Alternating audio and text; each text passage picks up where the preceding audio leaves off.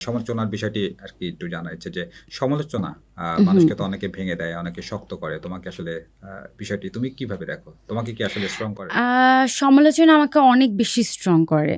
আমি যখনই দেখি আমাকে নিয়ে সমালোচনা হচ্ছে, তারপরে থেকে আমি আরো সচেতন হয়ে যাই। আমার কাছে মনে হয় যে এই ভুল আর করা যাবে না। যে কারণে আমাকে নিয়ে সমালোচনা হচ্ছে, এই কাজটা আমি আর জীবনেও করব না। তখন আমি আবার ওই পথে না চলে আমি অন্য পথের থেকে হাঁটি। তো আমার জীবনে যদি কোনো ভুল করে থাকি, সেই ভুল থেকে মানুষ শিক্ষা গ্রহণ করে না? ঠিক সেম ভাবে। সোশ্যাল মিডিয়াতে অনেকেই ট্রলিং এর শিকার হয়। হুম, আর আবার একটু সোশ্যাল মিডিয়ায় যাচ্ছি। কারণ হুম, হচ্ছে যে সামাজিক যোগাযোগ মাধ্যমে তো এখন তারকারা বেশি অ্যাক্টিভ। হুম। যখন সোশ্যাল মিডিয়ায় ট্রলিং হচ্ছ বা এই সমস্ত জিনিস তোমার পরিবার দেখছে, সবকিছু মিলিয়ে এই সময়টা তুমি আসলে কিভাবে অতিবাহিত করো বা কিভাবে নিজেকে কামব্যাক করো? সোশ্যাল মিডিয়ায় যখন আমাকে নিয়ে নেগেটিভ কোনো নিউজ হয় বা বিভ্রান্তিমূলক কোনো তথ্য প্রকাশ করা হয় যে কাজটা আমি করিনি, তখন আমার খুবই হাস্যকর মনে হয়। আমি প্রথমে খুবই হাসি, কারণ এটা আমি করি নাই। তো আমার খুবই হাসি পায় যে এই নিউজটা কোথা থেকে পাইলো, এটা তো আমার আমার সাথে যায় না, আমি তো এটা করিই নাই, এটা পুরোটাই মিথ্যা। তখন আমি আরও স্ট্রং হই যে কেউ তো তথ্য প্রমাণ দিতে পারবে না, কারণ আমি জানি এটা আমি করি নাই। তো তারপর আমি একটু চুপচাপ থাকি।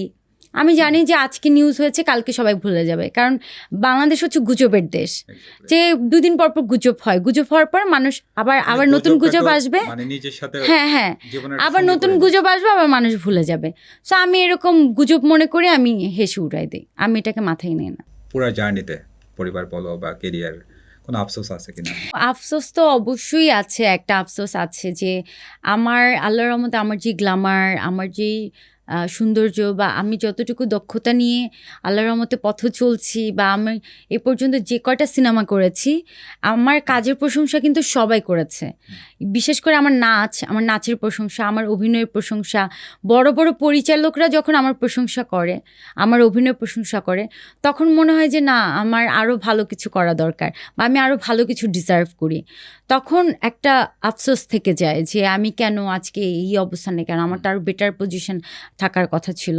তো তখন মনে হয় যে আমার এই সোনালী যুগটা, আমি এখনকার যুগটা, মানে সেই সোনালী যুগটা কেন হলো না। অনেকে বয়স হয়ে গেলে কি করবে আগেই ভেবে রাখে। আর সৃজনশীলা যখন বয়স হয়ে যাবে কি করবে আসলে? জানি না বয়স হওয়ার পরে কি করব, এত কিছু এখন ভাবি নাই। একজন স্টার হওয়ার জন্য আসলে কি দরকার? কোন বিষয়টা অবশ্যই দরকার? আহ, একজন স্টার হতে গেলে সর্বপ্রথম ডেডিকেশন দরকার, কাজের প্রতি শ্রদ্ধা দরকার, টাইম মেনটেন করা খুব ইম্পর্ট্যান্ট। আর হচ্ছে একজন, মানে স্টার তো অনেক ক্ষেত্রেই হয়। যদি আমি অভিনয়ের ক্ষেত্রে বলি, ফার্স্ট অফ অল হচ্ছে তাকে অভিনয় জানতে হবে, অভিনয় কোয়ালিটিটা থাকতে হবে। তারপর হচ্ছে তোমাকে কাজের জায়গায় শ্রদ্ধা থাকতে হবে। যদি তুমি, তোমার কাজের জায়গায় শ্রদ্ধা থাকে, তোমার একদম ইন্টেনশনই থাকে না আমি এই জায়গায় কিছু একটা হতে চাই, কিছু একটা করতে চাই, তখন সে যতই যাই হোক সে পারবে করতে।